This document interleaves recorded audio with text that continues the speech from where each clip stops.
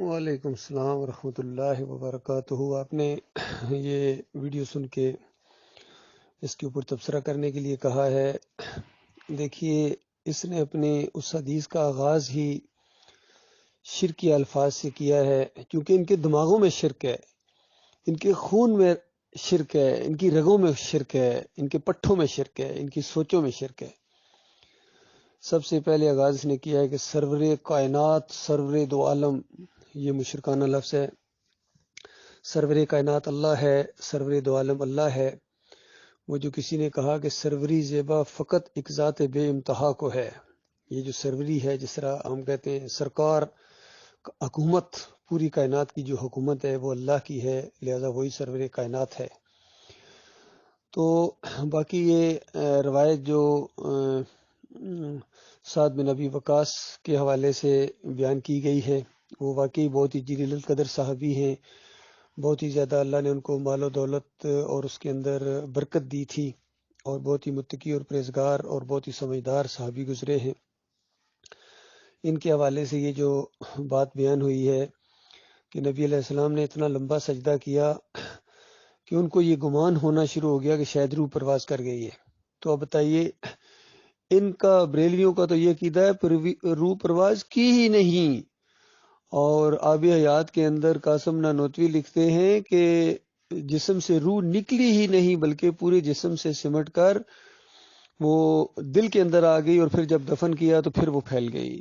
لیکن صحابی کا کیا عقیدہ ہے کہ روح پرواز کر سکتی ہے، اور ایسے موقع کے اوپر ایسا لگا شاید کر گئی۔ تو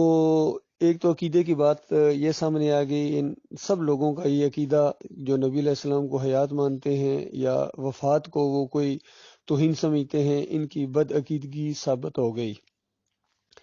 باقی نبی علیہ السلام نے یہ جو بات کہی کہ میری امت کا جو بھی فرد، جو مسلمان یعنی لا الہ الا اللہ محمد رسول اللہ پڑھنے والا، دیکھیے قید لگائی گئی ہے، یہ مخلص مومنوں کی بات ہو رہی ہے۔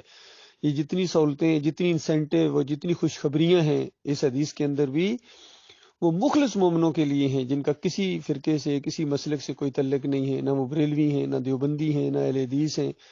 نہ جمہوریت کے مشرکانہ عقائد سے کوئی تعلق ہے، نہ صوفیزم سے کوئی تعلق ہے، اور اپنے اکابرین کے ساتھ شرک کی وجہ سے انہوں نے بالکل بیزاری کا اعلان کر دیا۔ ایسے مخلص مومن، ان کی بات ہو رہی ہے۔ اور یہ جو درود جسے کہتے ہیں یا صلاۃ نبی علیہ السلام کے لیے پڑھنا، یہ توحید کی سب سے بڑی دعا ہے، توحید کی سب سے بڑی جو یہ دعا ہے، اور یہ ایک اللہ تعالیٰ نے رحمت فرمائی اس آخری امت کے اوپر اس انداز سے کہ پچھلی قوموں نے اپنے انبیاء کو پکارا ہے، ان کو اللہ کے ساتھ شریک ٹھہرایا ہے۔ تو آخری امت کے لوگوں، تم جب اللہم صلی علی محمد کہو گے تو تمہیں احساس پیدا ہوگی کہ محمد صلی اللہ علیہ وآلہ وسلم بھی اللہ کی رحمت کے محتاج ہیں، بے نیاز نہیں ہیں، محتاج ہیں اللہ کی رحمت سے، کہ کوئی بھی ایسا نہیں ہے جو اللہ کی رحمت سے بے نیاز ہو۔ تو نبی علیہ السلام سب سے زیادہ اس کی ضرورت کو محسوس کیا کرتے تھے۔ تو جو اس طرح دعا مانگے گا اللہ تعالیٰ سے، تو اللہ تعالیٰ اس سے کتنا خوش ہوگا بتائیے، اس مومن سے کہ جو نبی کو اللہ کے ساتھ شریک نہیں ٹھہراتا ہے بلکہ اپنے اللہ، اپنے مالک سے دعائیں مانگتا ہے، اپنے نبی کے لیے رحمت کی، برکتوں کی دعائیں مانگتا ہے، تو اللہ اس کے اوپر خوش ہوتا ہے، اللہ 10 رحمتیں اس مومن کے اوپر بھیجتا ہے۔ اور یہ تو قرآن کے اندر لکھا ہوا ہے، اسی کی تفسیر ہے یہ حدیث، سمجھ لیجئے۔ سورہ الاحزاب کے اندر جہاں نبی علیہ السلام کے اوپر صلاۃ و سلام پڑھنے کے لیے کہا گیا کہ مومنو تم صلاۃ و سلام پڑھو، فرشتے بھی پڑھتے ہیں اور اللہ بھی صلاۃ و سلام بھیجتا ہے، تو اللہ کا صلاۃ و سلام بھیجنا یہ ہے کہ اس صلاۃ و سلام کو، ان دعاؤں کو قبول کرنا۔ اور یہ جو عقیدہ بنا لیا گیا کہ ہم جو صلاۃ و سلام پڑھتے ہیں یہ نبی علیہ السلام قبر کے اندر سنتے ہیں یا روح واپس آ جاتی ہے، جس طرح عبداللہ بن باز بھی کہتے ہیں، سارے مسلکوں کا یہ عقیدہ ہے کہ روح واپس آ جاتی ہے، نبی علیہ السلام خود سنتے ہیں۔ اور توصیف الرحمان کہتے ہیں، پہلے تو وہ بھی یہی عقیدہ رکھتے رہے، اب کہتے ہیں ہاں یہ روایت تو غلط ہے، لیکن وہ دور سے جو فرشتے پہنچاتے ہیں وہ تو بالکل ٹھیک ہے، حالانکہ وہ بھی منکر روایت ہے، مشرکانہ روایت ہے، بے ایمان روایت ہے۔ جس طرح قبر کے اوپر پڑھنے والا یہ روایت ہے وہ بھی مشرکانہ ہے، جھوٹی روایت ہے، قرآن کے خلاف ہے، صحیح حدیث کے خلاف ہے، عقیدے کی خرابی ہے، لیکن سب نے یہ مشرکانہ عقیدہ اپنایا ہے، احمد بن حنبل سے لے کر ابن تیمیہ، ابن قیم، ابن حجر عسقلانی، پھر اعلیٰ حضرت اور ابو العلا اور ڈاکٹر اسرار، اور سب نے یہ مشرکانہ عقیدہ اپنایا، سارے صوفیوں کا یہ عقیدہ ہے۔ اور بڑے بڑے تقی عثمانی، رفیع عثمانی، بدی الدین راشدی اور پیر جھنڈا اور وحید الزمان، میاں نذیر، سب کا یہ عقیدہ ہے، سب کا یہ عقیدہ ہے، یہ شرک اس سے کوئی نہیں بچا ہے۔ یہ چیلنج ہے، کوئی ایک ان کی کتاب اٹھا کے دکھا دو جو صلاۃ و سلام کے اوپر یا کوئی اور عقیدے کی بنیاد کے اوپر، حتیٰ کہ کتاب و توحید کے اندر اسے شرک لکھ دیا عبد الوہاب نجدی نے، اس سے کون بچ سکتا ہے؟ نہیں بچا ہے کوئی، بہت کم علماء اس مشرکانہ عقیدے سے بچے ہیں، اور خاص کر اس آخری دور کے اندر ڈاکٹر مسعود الدین عثمانی رحمۃ اللہ علیہ نے اس شرک کو بالکل واضح کیا اور بڑی بحثیں کی ہیں اہل حدیثوں کے ساتھ خاص کر، کیونکہ اہل حدیث آخری بات یہی کہا کرتے تھے کہ بس پہنچتا ہے وہاں اس طریقے سے، حالانکہ وہ ثواب جس طریقے سے سب کو اس کا فائدہ پہنچتا وہ ایک علیحدہ بات ہے، لیکن یہ جس طرح کہتے ہیں کہ وہ قبر میں وہ خود سنتے ہیں، روح لٹائی جاتی ہے، دور سے فرشتے پہنچاتے ہیں، ڈاکٹر صاحب کہتے ہیں اس طرح نہیں پہنچتا ہے، نہیں پہنچتا ہے اس طریقے سے، یہ مشرکانہ عقیدہ ہے کہ اللہ شرک کروا رہا ہے۔ کیونکہ جب کسی نے کہا نا کہ اللہ پہنچا دیتا ہے، اللہ نے یہ انتظام کیا، تو ڈاکٹر صاحب نے ذرا زور سے اور غصے کے ساتھ کہ کیا اللہ شرک کروا رہا ہے، اس انداز سے ڈاکٹر صاحب نے اس کا جواب دیا، اور بالکل درست جواب دیا، زبردست انداز تھا یہ۔ تو یہ مولوی جو ہے نا یہ عجیب و غریب انداز اختیار کرتے ہیں کہ دیکھو اللہ بھی پڑھ رہا ہے، یہ ایسا ماحول بناتے ہیں جیسے جس طرح مومن پڑھتے ہیں یا فرشتے پڑھتے ہیں، اس طرح اللہ بھی کسی انداز سے پڑھ رہا ہے، کھڑے ہو کے یا ہاتھ باندھ کے، یا اللہ جو ہے وہ نبی علیہ السلام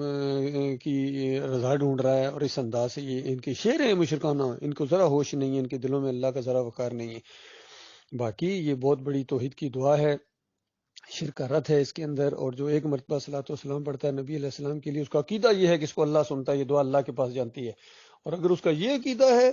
کہ وہ نبی علیہ السلام ہر جگہ حاضر ناظر ہیں، خود سنتے ہیں یا فرشتے پہنچاتے ہیں، تو پھر یہ مشرک ہمیشہ کی آگ میں رہے گا، کیونکہ پھر تو اس کے اوپر اللہ کی لعنت پڑے گی، اللہ کی پھر رحمتیں اور برکتیں اور صلاۃ والسلام اس کے اوپر پھر نہیں ہے، پھر اس کے اوپر لعنت کی برسے گی اللہ تعالیٰ کی، اگر شرک اس کے عقیدے کے اندر ہے۔ وہاں شرک کا رد کرتا ہے، توحید کا عقیدہ ہے، پھر اللہ کی رحمت کے پھول اس کے اوپر برسیں گے، اور اگر اس کے اوپر یہ قائم رہا تو یہ ہمیشہ کی جنت میں وہاں جائے گا۔ نبی علیہ السلام حوض کوثر سے ایسے مخلص مومنوں کو پانی بھی پلائیں گے، پھر ہمیشہ ہمیشہ نبی علیہ السلام کے ساتھ، انبیاء کے ساتھ، شہداء کے ساتھ، صدیقین کے ساتھ ہمیشہ ہمیشہ جنتوں کی بادشاہی کا یہ تاج پہنے گا یہ مخلص مومن۔